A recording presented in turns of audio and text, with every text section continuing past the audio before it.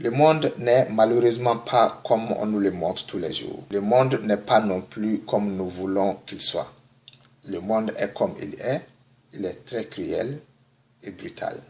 Et il n'y a que les intérêts qui comptent dans ce monde. On vit dans un monde capitaliste. Donc, il faut à tout prix gagner de l'argent. Je dis bien à tout prix. Même s'il faut massacrer tout un pays pour cela, ils le feront. Ceux qui nous dirigent tuent chaque jour pour mettre la main sur les ressources ou qu'elles se trouvent sous cette terre pour en tirer profit. Mais ils ne pourront jamais nous le dire clairement. Il faut alors masquer leurs actions ou les interpréter autrement. C'est le boulot des médias et c'est pour cela que les médias appartiennent aussi à ces personnes.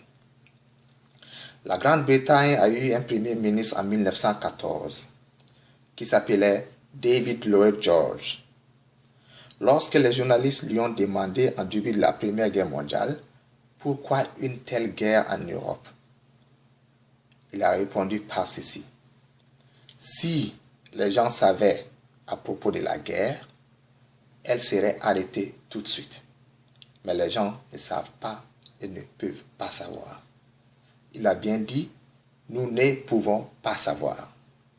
Il veut tout simplement dire par là qu'ils feront tout pour que ceux qui sont là pour donner les informations ne disent pas la vérité. Et cela était évidemment facile en 1914. Il n'y avait pas encore de télévision. La télé existe officiellement depuis 1926. Les stations de radio ont commencé aussi à exister en début de la Première Guerre mondiale, vers 1915-1916. C'était alors surtout les journaux qui existaient en masse. Donc ce n'était pas du tout difficile de contrôler tout ce qui était là pour informer la masse.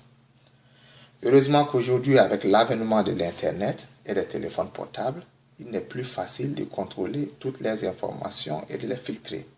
Mais cette tradition de monopoliser les médias et de les utiliser comme outils de propagande, surtout au moment des guerres, continue à exister. Le boulot de ces médias, tels que RFI, France 24, TF1, CNN, n'est que d'essayer de nous influencer dans la direction des intérêts de leurs propriétaires. Cependant, les intérêts de leurs propriétaires et les intérêts des pays africains ne peuvent pas coexister. Ceci n'est pas possible. Nous vivons dans un monde capitaliste. Donc, tout le monde ne peut pas être gagnant. Soit eux gagnent et l'Afrique perd, ou l'Afrique gagne et eux perdent. C'est ça le capitalisme.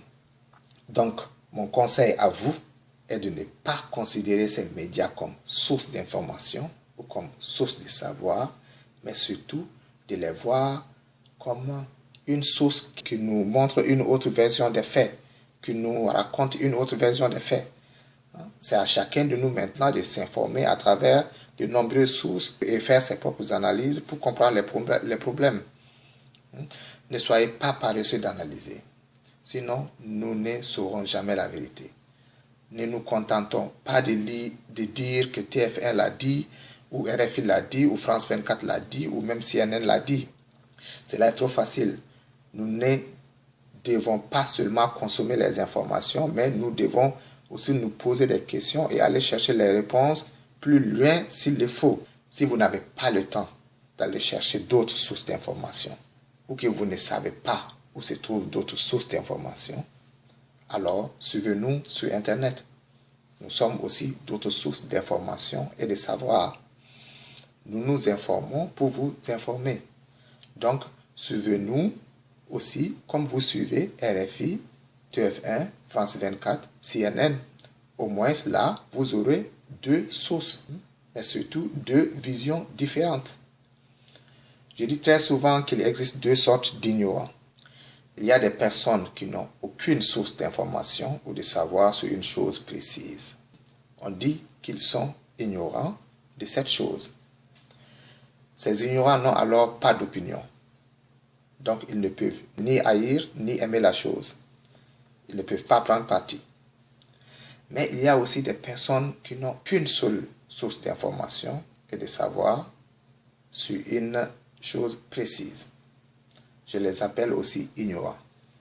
Ils ont une opinion, mais qui est surtout l'opinion de la source. Si la source leur dit par exemple de haïr quelque chose, ils la haïront. Et si la source leur dit d'aimer la chose, ils l'aimeront.